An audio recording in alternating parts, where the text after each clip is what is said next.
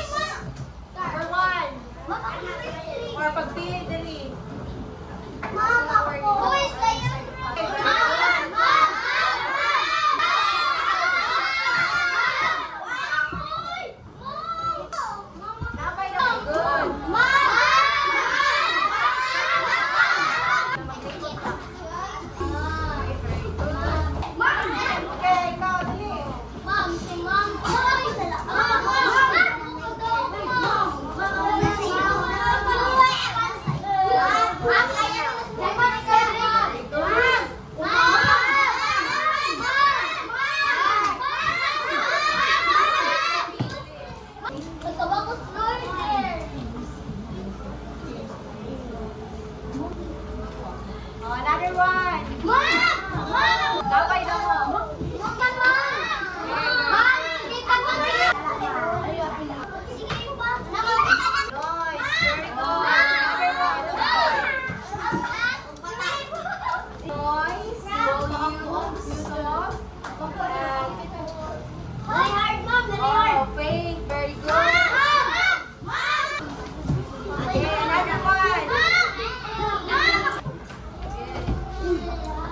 Very good.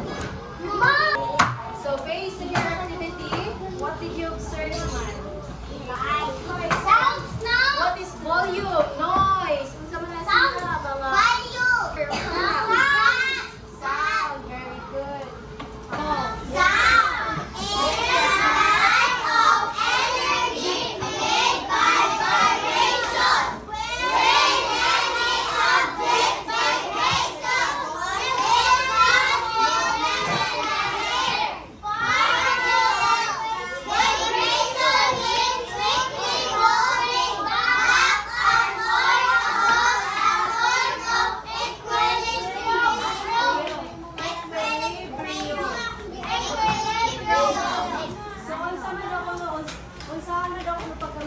sound. Good. So, di ba pag maka-notice mo ang speaker, di ba, vibrates siya? Tapos na siya ay sound. So, na siya ang mag-cause of sound vibration. Okay, so sound have two different kinds of. So, it is the unpleasant and unpleasant. Okay, so isa man ang pleasant sound. So, isa man ako ng mga kanang soft na mga sound. For example, isa man ang sabi? How about this? Soft ba niya yung kanang sound? Isa man? Very good. How about bird singing? Is it loud or soft? Di ba, makabati mo na ika ng bitwit na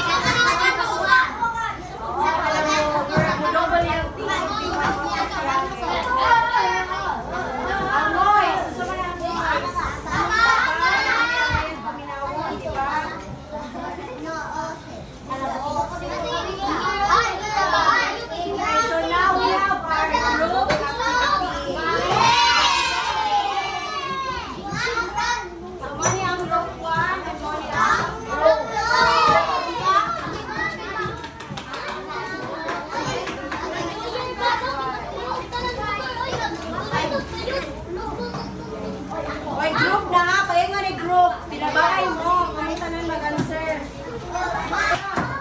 So, ang inyong buhaton is, kapilit ninyo ang mga picture na tunay. And then sa gilid, butangan ninyo soft or loud ba na siya nga? Pictures or sound. So, ang inyong butang is S and L. S for soft and L for loud.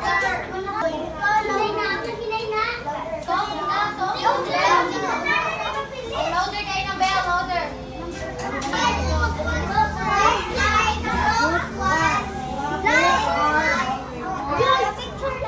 Number one. So, anong soft din siya?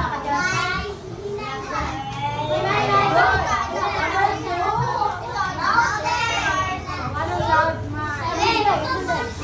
Hila ko, magugog. Kasi mo, mag-ilan ka, magugog. Sabi ko na yun. Number three. Min. Number four.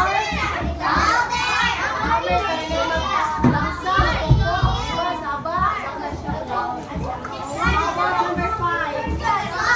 Anong soft man? Ngayon siya paminaw ng piano pag-play mo. How about number six? Diba ba? Ay, niya paminaw pag-play. Ito may doon sa dagat ko kuyo. Wow! Very good. So, very good. Group one. Perfect one. How about the group two? Sige daw.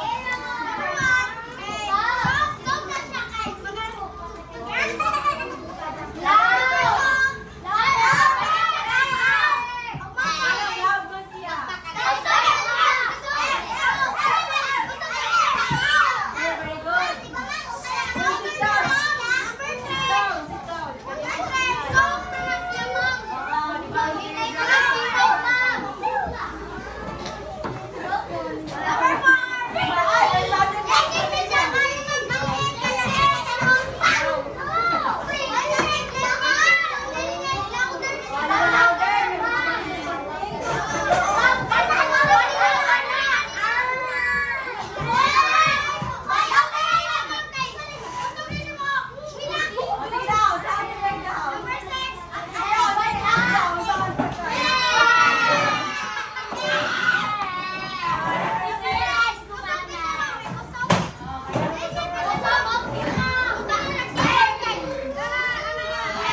Okay, very good. So, ang group to is perfect. Okay, sit down na, sit down. Okay, so now, girls, your activity notebook.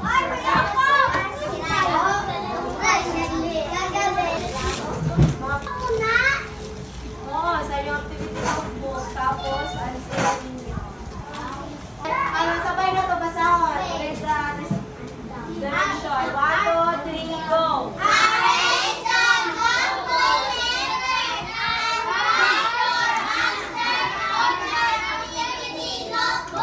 Sige, usap kay Gaymon, Pep. Wala na ako na ha, kay Gaymon na. I-arrange na ko na ninyo ang mga jumbo letter dito sa side. Number 1. Sige, number 1. Inyo ni siya i-arrange. Basahon ninyo ha, para makasapag mo kung saan ni siya nabigin.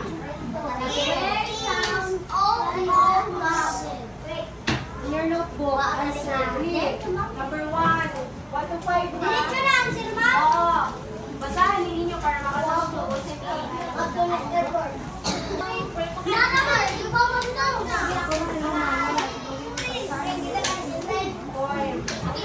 Diba ka ganina, ipabasa mo na ako? Dapat din itong record. So, kung saan na rin siya, it is produced through vibration. Kung saan na siya? Diba? Kung saan daw ito ang kanang cause of vibration. Kung saan ito? Parang vibrate din dapat ang speaker or ang tuwan. Okay, number 5, it is the sound that is reflected or return. Kasi ako mo, kuhan mo, reflect. Balik sa iyo ang tulog. So, kailangan ito. Hindi na siyang ibuo.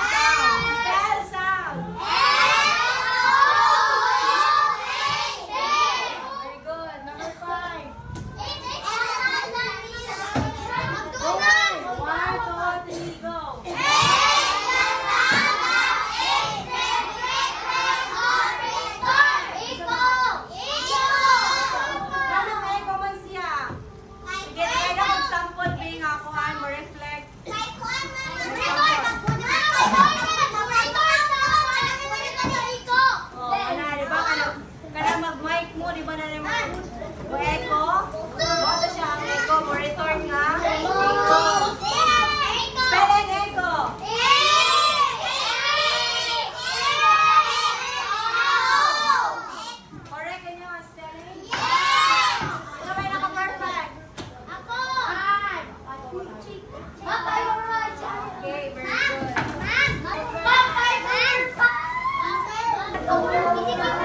Sige lang, huwag na kayo ng guma. Unsa na ko to ang two different kind of sound.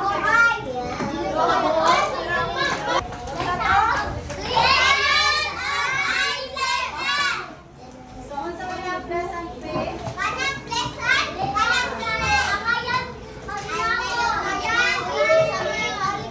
Ayan, kami nawon. Ang answer sa unsa man?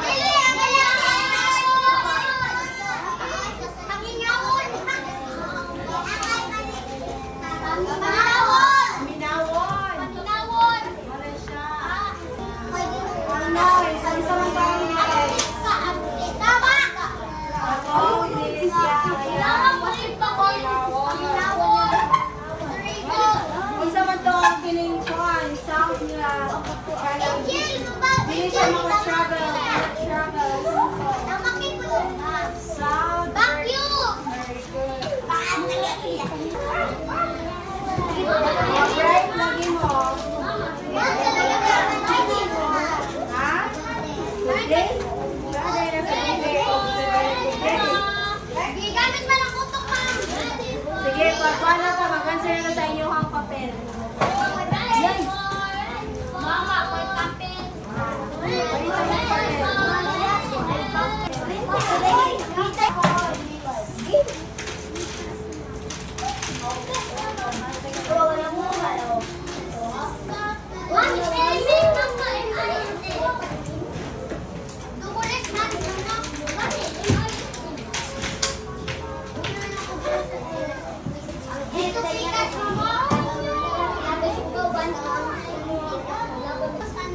Sige, basa ko sa nato direction pay para wala yung mga tana.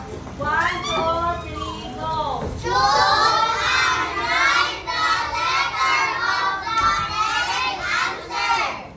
Choose na na po ang correct answer diri sa right, letter only ha. Bakit? Anong liquid ka na ba? For example, tubig. O, diba? Liquid ka na siya, di ba? Pasulit siya pa pa yung na ice. Wala yung sunod. Empty na can or empty na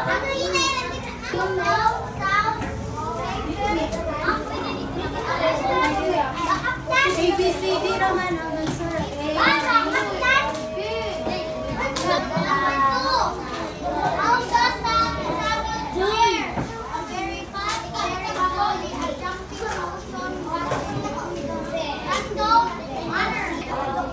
That only sound ko problem ba siya? Slow?